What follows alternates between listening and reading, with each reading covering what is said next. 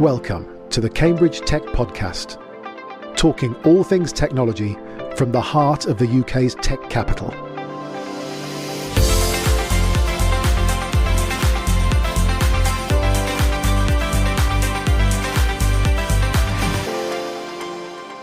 Here are your hosts, Faye Holland and James Parton. Hi, I'm James. And I'm Faye. And welcome to our new release slot of a Tuesday morning. I hope that didn't catch too many of you out. So the big tech news of last week was about Featurespace. The Cambridge-based online fraud buster is set to be acquired by San Francisco company Visa for an undisclosed sum. Featurespace's deep tech origins, combined with Visa's digital payments leadership, are poised to strengthen protection from financial crime for millions of people worldwide. It's the second company from the Invoke Capital stable to fall into American hands following the sale of Darktrace to Thoma Bravo. But we send our huge congratulations to David Excel, co-founder of Featurespace, on an amazing 12-year journey, and to Featurespace CEO Martina King. Another huge haul from the last week was Constructive Bio, who raised $58 million in the first close of a Series A financing, bringing the total amount secured by the company to date to a whopping $75 million. They're a synthetic genomics company, and the Series A investment will be used to further develop Constructive Bio's groundbreaking technology that writes genomes from scratch and creates entirely new biomolecules.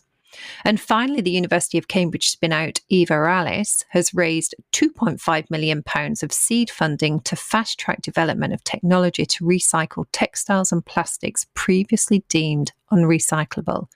The round was led by Lift SPA with co-investment from Backbone Ventures, Archipelago Ventures, Parkwalk Advisors, Cambridge Enterprise Ventures, as well as angel backers.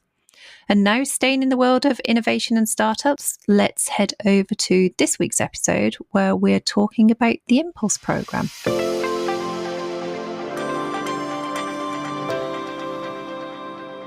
Hello, everyone. Super excited to have you all with us today, as this is the first episode of the third season. And serendipitously, we have 3 guests. So I love it when these things happen. So let's start with introductions. Lynn, you first. Hello, my name is Linh Richardson and I'm Program Manager for the Impulse program, run out of the Maxwell Centre on the University's West Cambridge site. I also would like to say thank you so much for having me today. I just moved to Cambridge in December last year and I've been listening to your podcasts religiously every week to get me up to speed and also your back catalogue too, so it's been incredibly helpful. Bravo, you can stay. Yeah, Linh wins guest of the season 3. Yeah. Genuinely, every Monday morning on my commute to work, I've got the Cambridge Tech podcast on. Listening to both of your dulcet tones. I feel like we're old friends by now. Brilliant. Thank you. Tom. Beat that, Tom. Sorry. Yes, hi. So my name is Tom Albrow-Owen. I'm the Chief Technology Officer of Prospectral. Before founding Prospectral, I had a career in academia with a background in physics, before a PhD in spectral sensing at the University of Cambridge, which we will discuss at length later, I'm sure, before holding a Leverhulme early career research fellowship, and then afterward founding Prospectral. And finally, I guess most crucially, an alumnus of the Impulse program. Superb. Thank you, Tom. And Tim. Hi, good morning. Yeah, I'm Tim Jones from the National Physical Laboratory, where I've spent probably over 40 years of my life measuring things. All sorts of physical things in that time. So currently I'm a product manager for digital engineering and data science at NPL. And in that role, I've been, similarly to Tom, supporting some colleagues at NPL with a potential spin-out company for measuring large objects. And I was fortunate enough to be in the same cohort as Tom on the Impulse programme last year. Excellent. Well, what a panel. Well, let's kick off with you, Lynn, first. Why don't you give us an overview of the Impulse programme? Who's it for? What does it provide? Let's start there. So we help tech innovators take their ideas or research and see if they can turn it into something commercially viable. We've been running for 8 years, and I think we've been really successful in helping participants at the early stage of their entrepreneurial journey. The program is designed to help high potential individuals, PhD, postdocs, researchers at their early stage of their journey. And we cover all the different technology fields, for example, engineering, physics, biotech, computer science, maths, chemistry, and medicine. What makes the program really special is that we're open to anyone with a high potential tech or life sciences idea. So almost a third of our participants this year actually came from non-Cambridge universities such as Imperial, Manchester, Edinburgh and UCL. And that's great, having that diversity of people as well, coming from different universities, approaching entrepreneurship in very different ways. Yeah, exactly. So it's really nice having that mix of ideas and energy in the room. So I hesitate to say this because I am new to Cambridge, but I feel like Cambridge can be a little bit of a bubble sometimes. And it's really nice to bring in sort of fresh blood, new ideas into the mix. And we are very grateful that we've got the ability to do that. We also host entrepreneurs driving innovation from organisations like Tim here from NPL.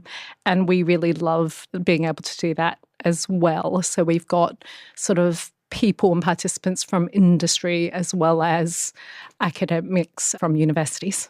Brilliant. So before we go into the specifics on Tim and Tom as well, can we just go through some of the alumni just to showcase some of the companies that have gone through over the last, 7-8 years?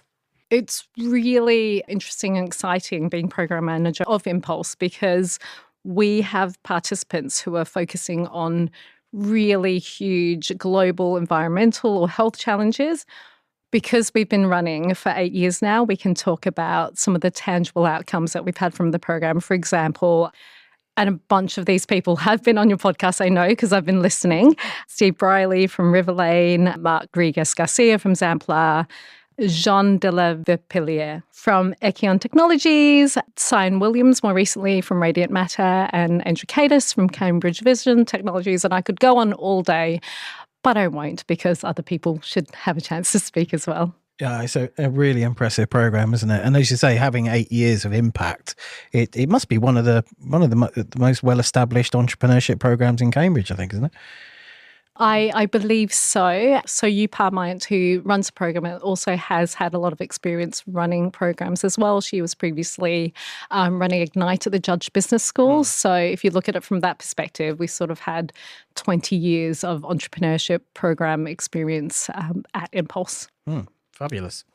Okay, so Tim, you kind of gave us a rough idea that you measure things at the NPL, but why don't you give us a rundown of what you actually do at the labs? Yeah, so the National Physical Laboratory is the world-leading centre of excellence, provides cutting-edge measurement science, engineering and technology on behalf of the UK that underpins our prosperity and well-being, our quality of life, if you like.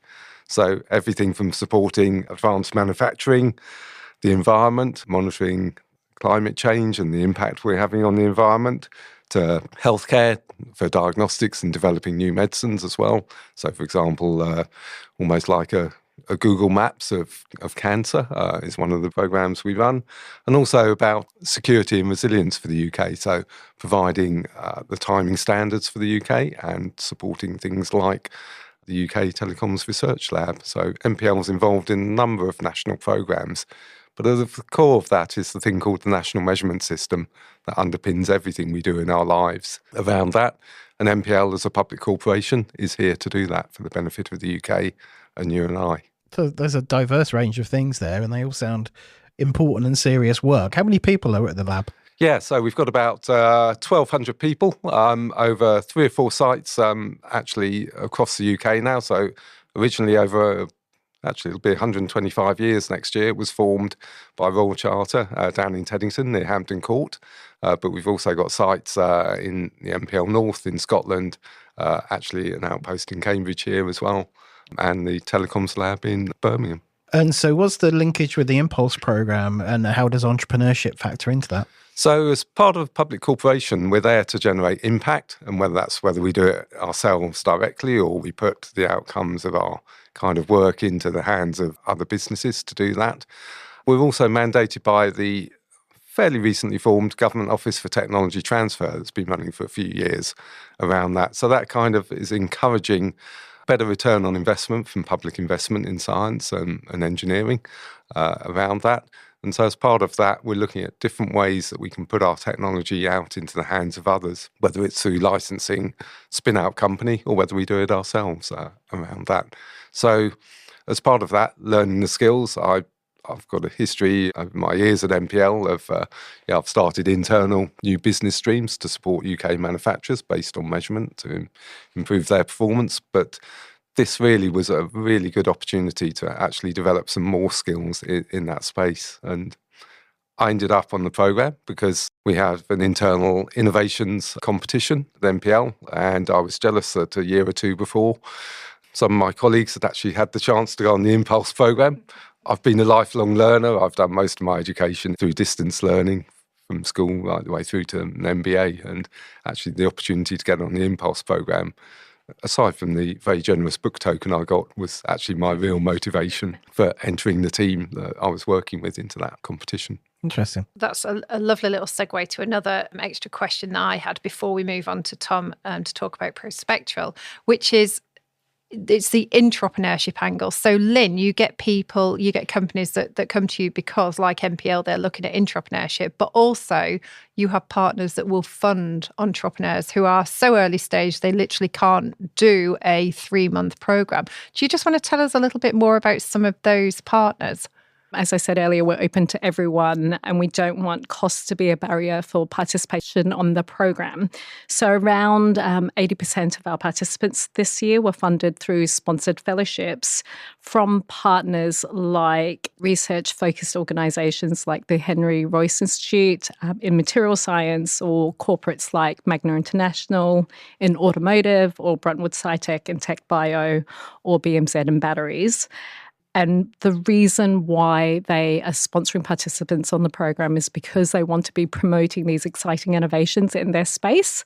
We also have internal partners who are supporting the PhDs and postdocs within Cambridge itself to help them get started on their entrepreneurial journey.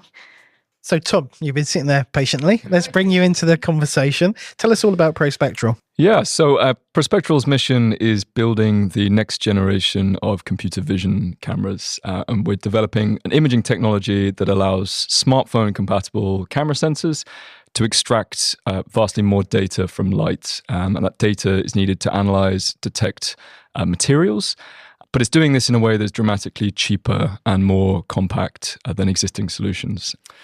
So a bit about computer vision. I'm sure most of your listeners already know what it is, but it's the branch of AI that deals with how software understands images, basically. And it's already revolutionizing a whole range of industries through either automation or enhanced data collection, such as in things like production line sorting or other forms of industrial monitoring. If you have an iPhone, you'll have seen that, even in the native photo app now, you can take a picture of, for instance, a plant or a tree, and it will tell you what it is. That's all computer vision. But computer vision, crucially, is constrained by the sort of data that we feed it, and by extension, the camera that you use to collect that data. And an ordinary camera, such as the one on your smartphone, is what's called an RGB camera, so it's red, green, and blue. Basically, what an RGB camera is doing is condensing light into 3 data points, the red, green, and the blue. But in doing so, it's losing a lot of really useful information. Now, to capture all that extra information, you need something called a spectral camera. And this is basically a camera that extracts far more information from light, kind of optical fingerprint, if you will. And that information can be used to tell you about materials, for instance, as well as a lot of other forms of analysis about the objects that you're looking at that are useful in a whole range of different application spaces. So agriculture, for instance, looking at monitoring of soil quality or crop health, satellite imaging, looking at land use, biodiversity, medical imaging, mining exploration, a whole range of different things. But crucially, the spectral cameras that are out there at the moment, the technologies that are required to make them are quite bulky, they're not easily miniaturized, and they're quite expensive. And Prospectral's technology is essentially taking these complex components and replacing them with an entirely chip-based solution that is compatible with existing semiconductor manufacturing techniques. So it's dramatically cheaper to produce, more scalable, but is also inherently compact and can essentially fit into the same ecosystem that is used to make the sort of camera sensors for your smartphone. So my first question off the back of that, just to clarify then, you're doing chip design as well as software engineering as well. You're doing both elements of that? Yes. So there's a kind of a chip design component, or it's actually an optical layer that sits on top of a chip. Right. So there's some software that we have that designs that. The camera sensor itself and the camera will actually be manufactured by partners. And then we are also creating software that essentially processes the imaging data as well, the computer vision side, because we're taking a slightly different approach to these cameras that needs a slightly different software suite to go along with it to make the best use of those sensors. Great. And I believe all 4 co-founders were Cambridge University researchers, so very much a company born within the city. Yes, yeah, indeed. It was founded by myself and 3 other research fellows at the University of Cambridge, Gwen Wyatt Moon, Oliver Burton, and Peter Christopher, who's now at Nottingham. And it really was born out of the last stages of COVID, when I think we were all very frustrated with the pace of research at the time was very slow. And we started meeting for coffee a lot as 4 like-minded researchers, and we started talking about the confluence of our 4 areas of research. So we've got a very broad spectrum of engineering skill sets and kind of knowledge in optical physics, semiconductor manufacturing, software engineering, optical engineering.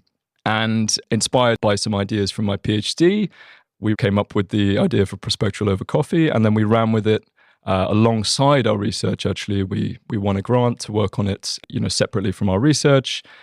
And I guess the catalyst for it actually becoming a company was actually the Impulse program. The Impulse program, I think, was what inspired us to take that leap from of taking an idea from academia into the commercial domain, which I think for academics is sometimes a bit, I wouldn't say necessarily daunting, but is it needs demystifying to an extent. And I think the Impulse program was proved to be the best possible way of doing that, mainly by providing an incredible network of people to speak to and to get one-on-one advice, quality time with some incredible mentors and advisors. My mentor, for instance, was one of the co-founders of ARM, which to me still seems incredible that, you could just be put in touch with someone like that and they could be advising you from the very beginning. And yes, so that we did the Impulse program, or I did the Impulse program last year. So we raised around $1.2 million for myself and Gwen to go full time, to bring in new hires and to complete the first out of lab prototype of our technology to gain customer traction and move to the next round of investment. I mean, that's incredible speed. You've gone from, in a year, learning theoretically about entrepreneurship on the Impulse program to raising $1.5 million.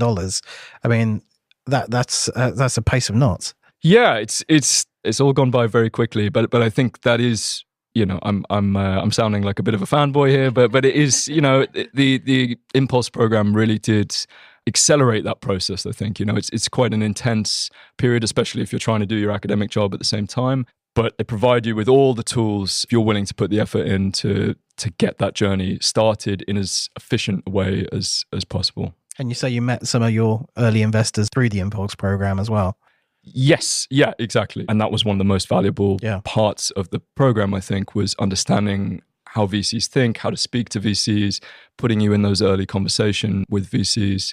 It's interesting you say that, because I think one of the best things about the program, aside from the training element you get, is that mentorship element and the deep pull of the deep network of contributors we have on the program, from exited entrepreneurs to investors to associated experts in the field around, for example, legal or IP. One of the things we do at the end of the program are pitch panels, where you get to pitch to a panel of actual investors in a friendly sort of way, because you're not specifically pitching for investments, you're pitching for feedback. But certainly as part of that process, if the investors are interested in your idea, we're not going to stop you from having a follow-up conversation. So that can also happen through the program as well. Tim, do you want to come in? Yeah, I think I'd just echo Tom's experience there about the benefits we've had from the Impulse program. So my colleagues who are the potential co-founders of the company, Michael Campbell and Ben Hughes back at NPL, we have some technology which is for measuring large objects, the position of features on them. So think of things like putting an aeroplane wing onto a fuselage to enable you to do that. Our technology works a bit like GPS on your phone, where you've got a spot which tells you where you are, but you've also got a circle around it, which gives you how well or your certainty of that. And we've got unique features around that technology.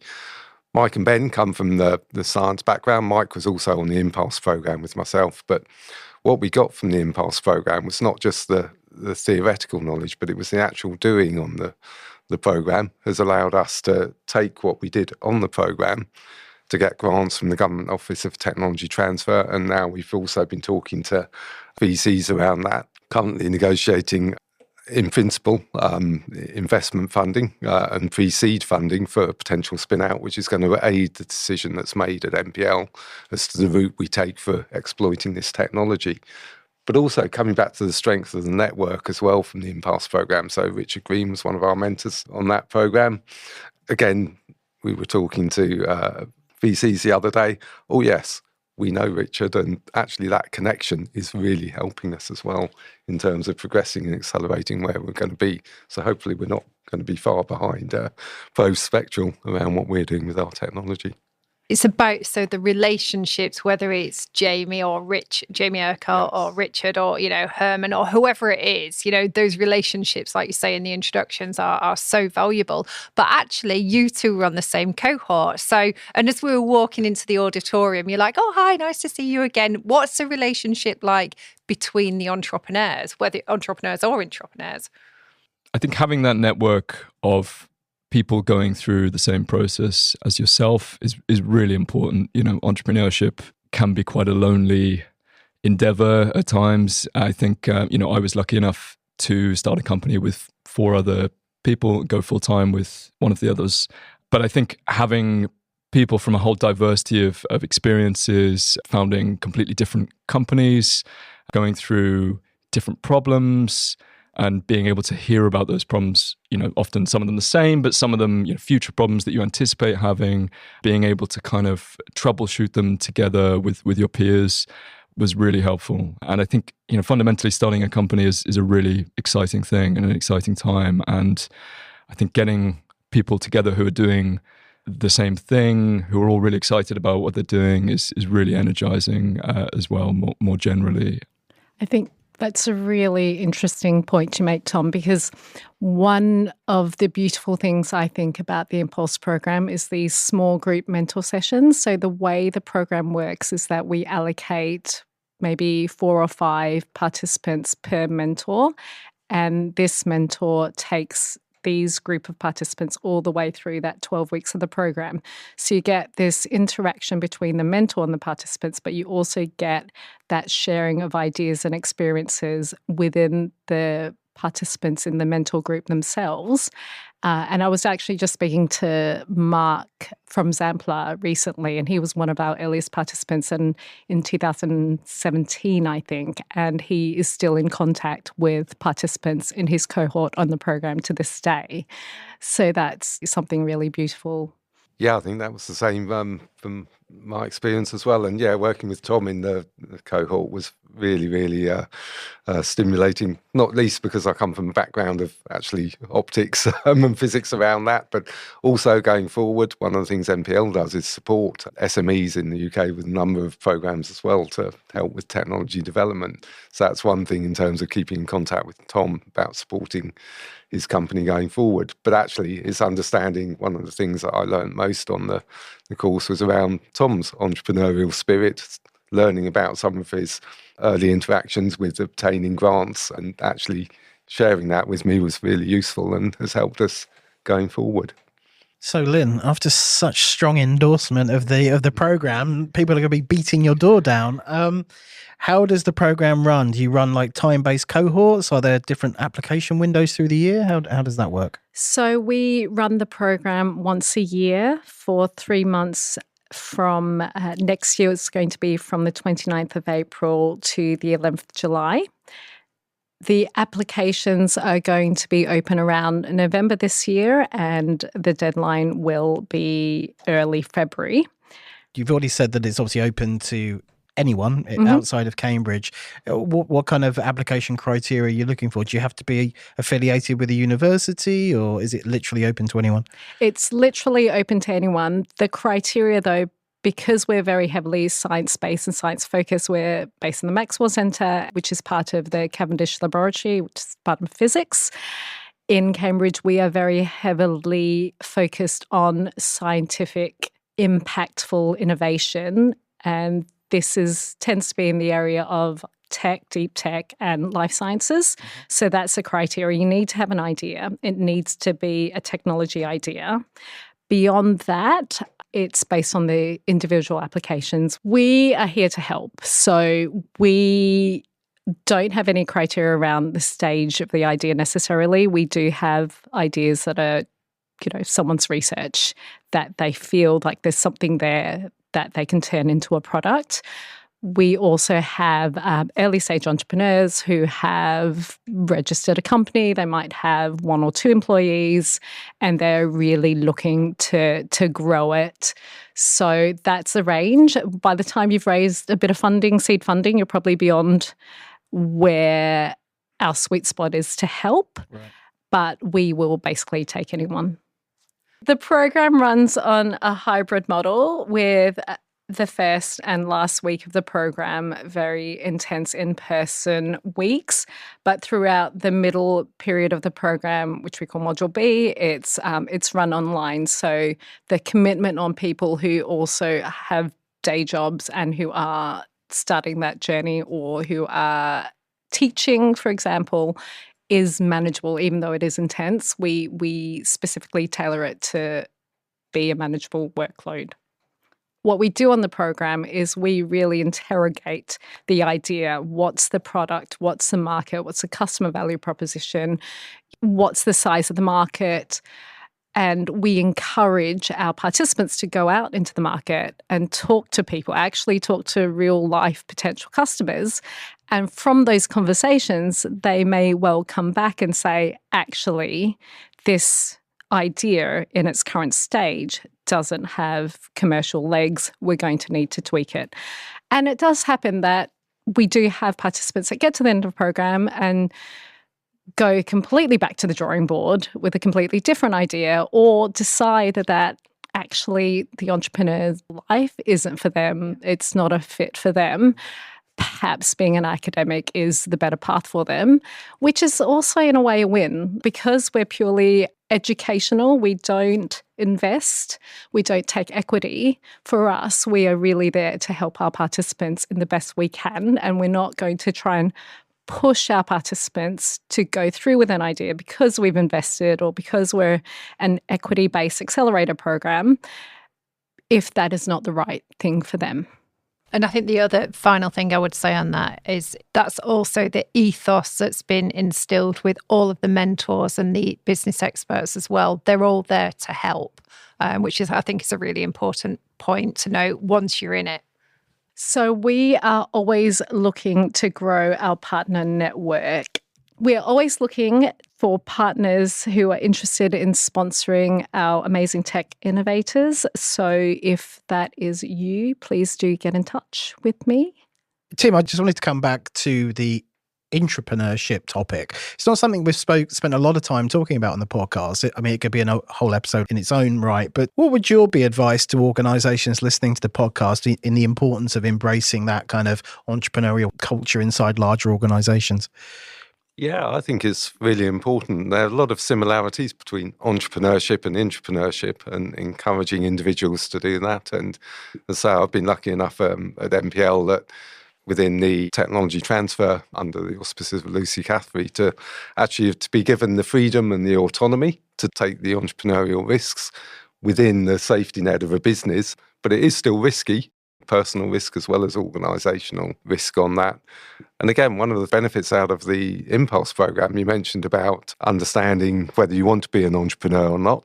I've sat in that space, dabbled with thinking about setting up a company or not. And as you can tell, I've been at MPL for an awful long time doing a host of different things because I've been given that ability to do that in that environment.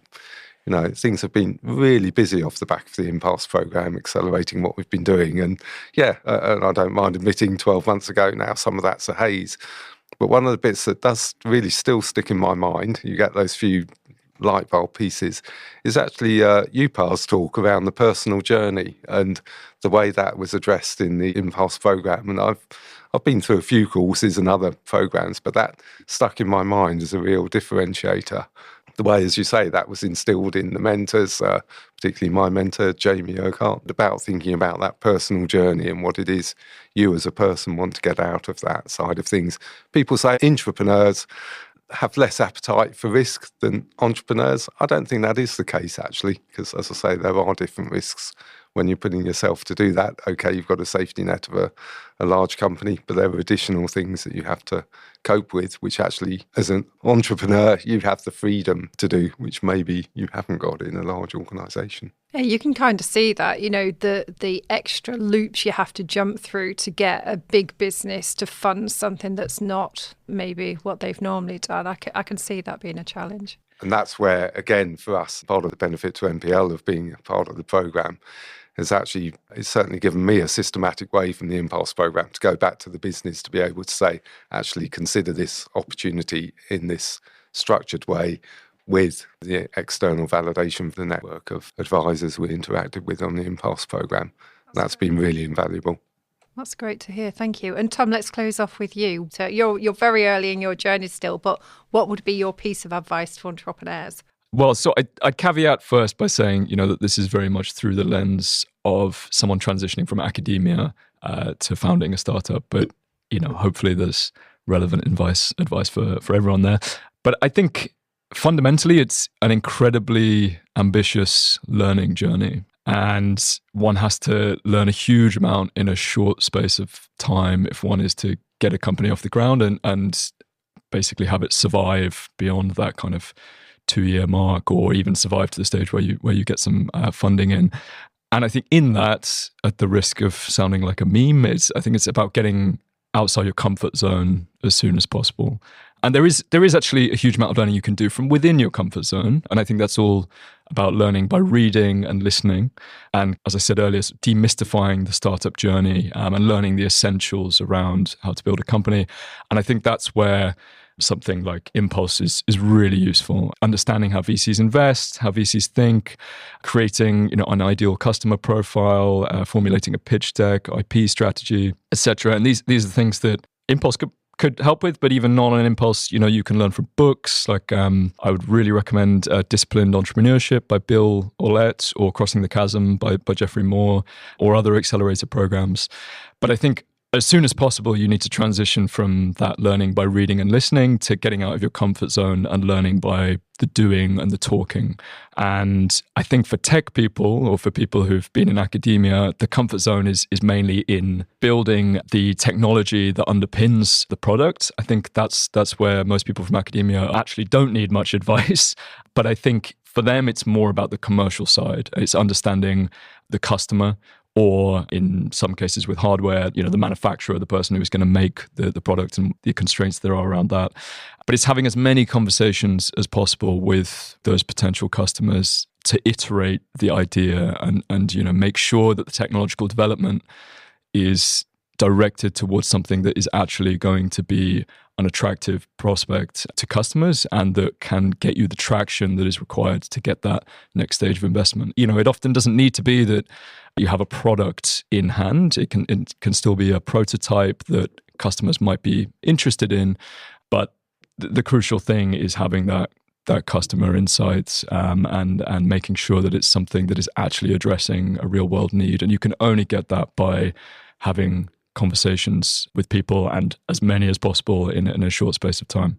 That's great advice. It's having the conversations, but it's also listening to the answers as well, isn't it? So, Linh, over to you for how do people get in touch? You can find all the program details on the Maxwell Centre website. Also, please do follow us on LinkedIn. You can email us at impulse@cam.ac.uk for more information.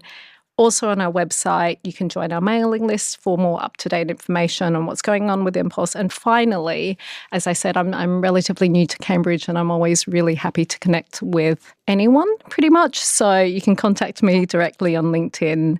It's Linh Richardson, Linh Richardson. I'm the only Linh Richardson spelt in that way on the whole of LinkedIn. Thank you so much, everyone, for joining us today. We've obviously had lots of people on the podcast from Impulse already, and I'm sure we will continue to do so. Thank you, everyone.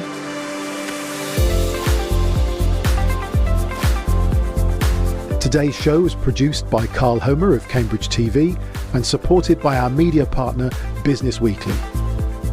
The Cambridge Tech Podcast is available on all major podcast platforms and on cambridgetechpodcast.com. If you've enjoyed this podcast, please give it a 5-star review. It'll really help others discover the show.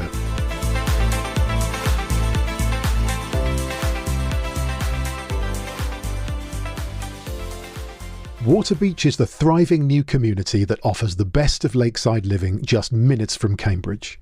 With new cycle routes that take you to the Science Park in 25 minutes, Waterbeach is the perfect place for you to call home.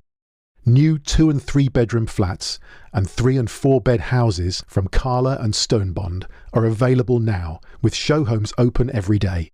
No need to book an appointment, just drop in and discover how you could start your story at Waterbeach. For more information, please visit waterbeachwb.co.uk or email hello@waterbeachwb.co.uk.